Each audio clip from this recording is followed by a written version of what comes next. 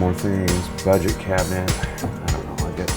Oh, 82nd District, State Representative Andrew Barkis, and welcome to my office. I don't think we've had a visit in my new office here in the Ledge building, office number 427, in case you want to come on down for a visit. Thought I'd give you another Barkis breakdown of what's been going on here under the dome in Olympia.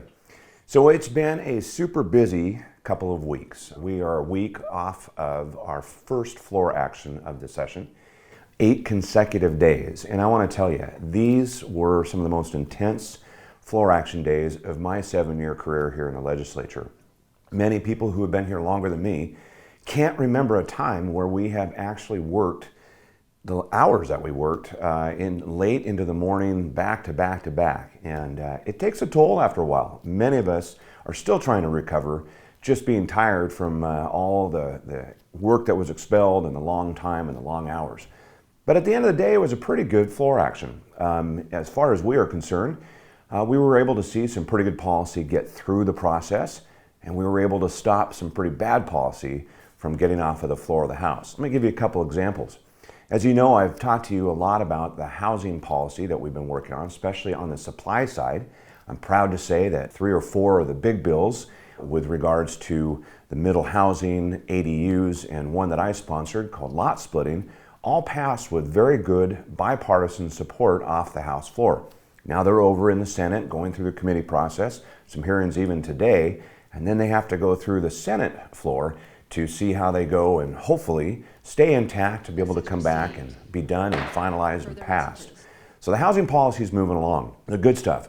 Bad stuff, the landlord-tenant law stuff, the things I've been talking to you about, this last several years has just been absolutely brutal on the housing providers. Lots of policy year after year, and we're still recovering from the eviction moratorium the couple years during COVID. There was a bill, rent control, Bill 1389, that we thought was going to come to the floor of the House. We did everything we possibly could to prevent that from happening. That was one of my top priorities, was to prevent that bad policy from coming to the floor. There were a couple other ones. House Bill 1124 was a bill that was being worked on that had to do with allowing for more time of notification with regards to rent increases. Now, this is a policy that started out not so great, but when you bring together the stakeholders around a table and you all work together and everybody's willing to give a little bit, which has been my theme this year, you can find a happy medium. You can find a compromise in a policy that will work. And that's what we did with House Bill 1124. And we did that early on in the floor session. And we had several days to get that to the floor and pass it. And I was pretty confident that we had a good deal. And deals are struck here all the time with stakeholders and other legislators from the majority, back and forth.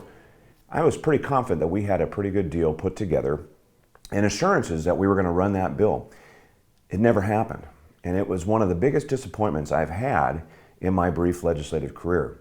You see, when you work something out with the stakeholders and everybody comes to a compromise on something you can agree on and literally, in this case, vote for in the positive, and have that break down and a deal not held to was pretty disappointing. Now, you may have heard through the media and other things that all the Republicans killed that bill and everything else. Not necessarily. You see, the majority controls how the floor operates. They control what bills come forward. They control how many we're going to run and ultimately have that clock as the thing that they have to manage.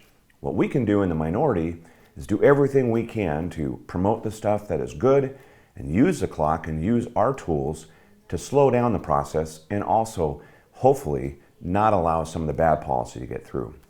In the end, there was a lot of bad policy, including, in my opinion, the assault weapons ban, which is just an unconstitutional infringement on our Second Amendment rights, was passed, and other bills that had to do with commuting sentences. So there was a real mixed message here. One, we're trying to do public safety, but we're really not doing a lot for public safety. And speaking of that, we never did get the House version of the police pursuit bill out of our chamber. Fortunately, a version of it did get through the Senate, and maybe that will make it back to the governor's desk to come into law. On the other front, in transportation, we're way deep into the budget work now. Budget cabinet is going on. That's one of my things I have to do today.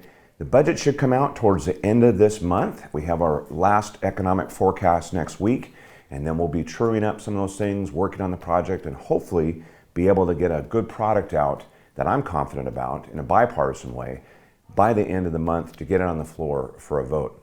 Been working very hard on that to make sure that projects that are important to the 2nd District are considered, and the funding and the timing is there to make sure we get done what we have committed to for many, many years.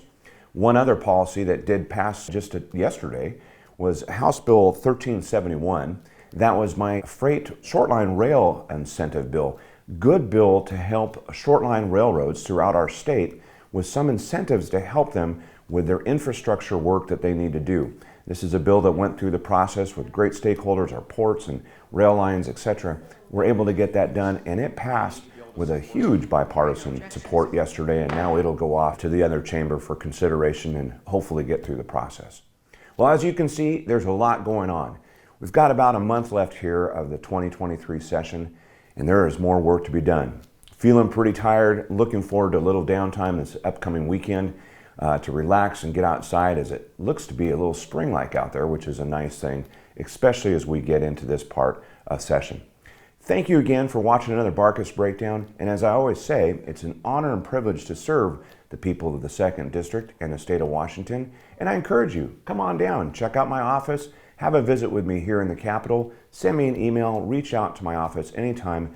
I listen, I hear you, I have really appreciated all the constituent work and the people who have come to visit me and give me input and feedback on the work that we're doing here in Olympia. Thank you again for watching the Barkis Breakdown. We'll see you again real soon.